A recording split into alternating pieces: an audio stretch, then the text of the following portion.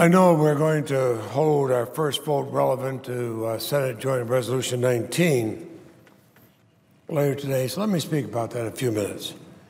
It's a constitutional amendment, something rare here, but this would restore to Congress and the states the authority to set reasonable limits on contributions and expenditures in our elections.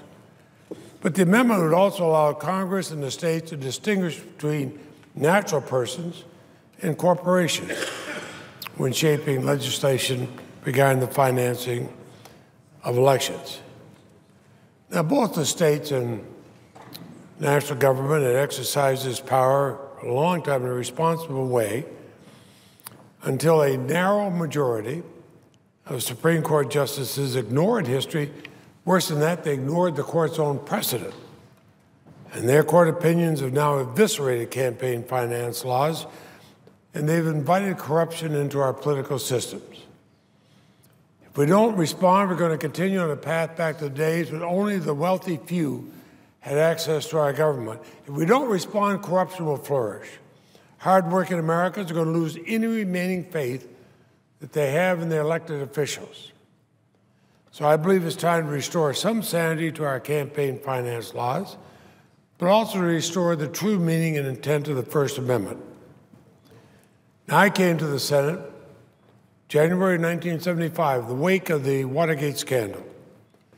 Americans were voicing concerns about the integrity and honesty of their elected leaders. They're concerned about the corrupting influence of anonymous money flowing into elections. The public's confidence in our democratic institution is at a low point. So Congress passed the 1976 amendments to the Federal Election Campaign Act. As a very freshman senator, actually the junior most member of the Senate, I was proud to vote for this law.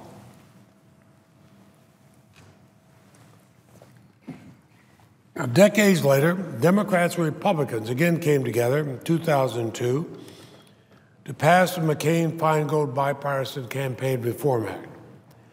It targeted the use of soft money donations and the unlimited spending that could be done anonymously, used to finance attack ads before an election.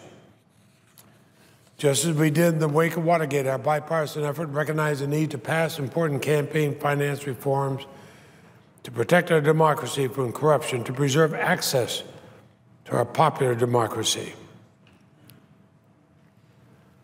But it appears today that many of our elected officials and a narrow majority of the United States Supreme Court no longer even acknowledge the corrosive influence of unfettered, anonymous money flowing in to fund our election. Anonymous money. Somebody can try to buy an election, they'll never even have to put their fingerprints on it. They just spend the money.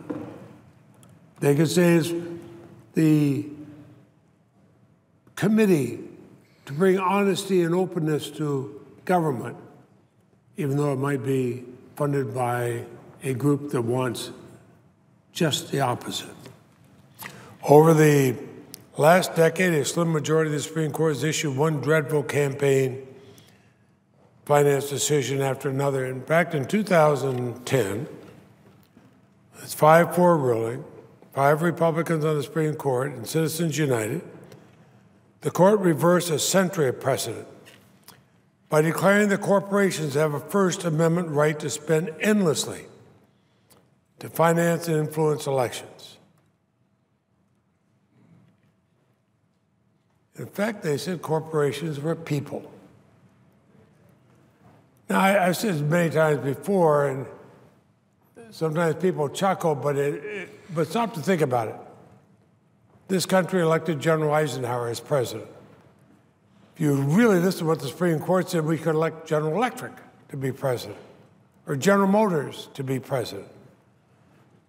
And this past year, the same 5 justices held the aggregate limits on campaign contributions are now somehow a violation of the First Amendment. In other words, if you're running in a local election, somewhere where people normally spend $300 or $400, but it's critical because that local board may decide what the tax policy of a big corporation might be.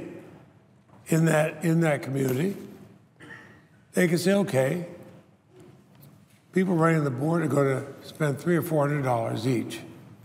We'll just put $1 million in to elect a different board. They'll give us a $10 million tax break. The court's radical reinterpretation of the First Amendment contradicts the principles of freedom and equality and self-governance upon which this nation is founded. And the consequence of the court's opinion is that a small, tiny minority of very wealthy individuals and special interests are drowning out the voices of hard-working Americans and skewing our electoral process. What they're saying is, I got millions of dollars, I've got a voice in elections. You're just an average hard-working man or woman, and you don't have any voice. The express justification for time-honored campaign finance laws has been a genuine concern about the corrupting influence of money in politics. But despite this well-founded concern, Justice Kennedy's opinion in Citizens United nonsensically confined corruption to mean only a quid pro quo corruption or bribery. In doing so, these 5 justices discarded what our very founders understood to be the meaning of corruption.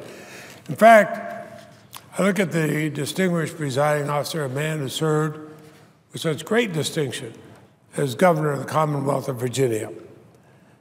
And I think about the jury verdict handed down last week against another former Republican governor of the Commonwealth of Virginia, and remind us that when elected officials grant political favors in exchange for gifts and money, it certainly threatens the functioning of our democracy. What Justice Kennedy and those who joined them fail to recognize is that more subtle forms of corruption are also corrosive and undermine public confidence. Way back in the last century, we changed the Constitution to allow the direct election of senators, when the motivating factors was that in one state, at that time the legislatures appointed senators, in one state, one major corporation, the mining industry, so controlled the legislature, they picked who was going to be the senators. We changed that because we said everybody should have a voice. States and future Congresses should be able to recognize that corruption extends to the idea that money, particularly unregulated campaign contributions, buys access and influences the political process in disproportionate ways for a wealthy few. This pay-to-play notion is corrosive to our democracy. The size of your bank account shouldn't determine whether and how the government responds to your needs. The government should be there for all Americans, not just the most wealthy. Vermonters understand this. They've led the way by speaking out forcefully about the devastating impact of these Supreme Court decisions. So we ought to start listening to our constituents. We ought to vote to protect our democracy against corruption. We ought to restore democracy for all Americans. And for those who claim the threat of these Supreme Court decisions is not sufficient to warrant a constitutional amendment, let's get the facts straight. Even incremental measures to simply increase the transparency of the flood of money pouring into our elections have been repeatedly filibustered by Republicans. In fact, many of us have tried for years to pass a law to require greater transparency and disclosure of political spending. I've tried to practice what I preach. I've disclosed every cent ever contributed to me, including one time for one about 40 or 50 cents. It cost us more to disclose it than it was, but I wanted people to know exactly who had contributed to my campaign. But when we tried to have this kind of disclosure in all money, Republicans have repeatedly filibustered that legislation, known aptly as the Disclose Act. The statutory approach would allow the American people to at least know who's pouring money into our electoral system.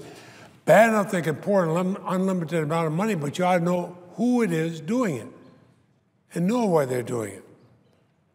So I hope we'll be able to convince enough Republicans to join this effort to overcome the Republican filibuster of a modest transparency bill. But because the Supreme Court based its rulings on a flawed interpretation of the First Amendment, A statutory fix alone will not suffice. Only a constitutional amendment can overturn the Supreme Court's devastating campaign finance decisions.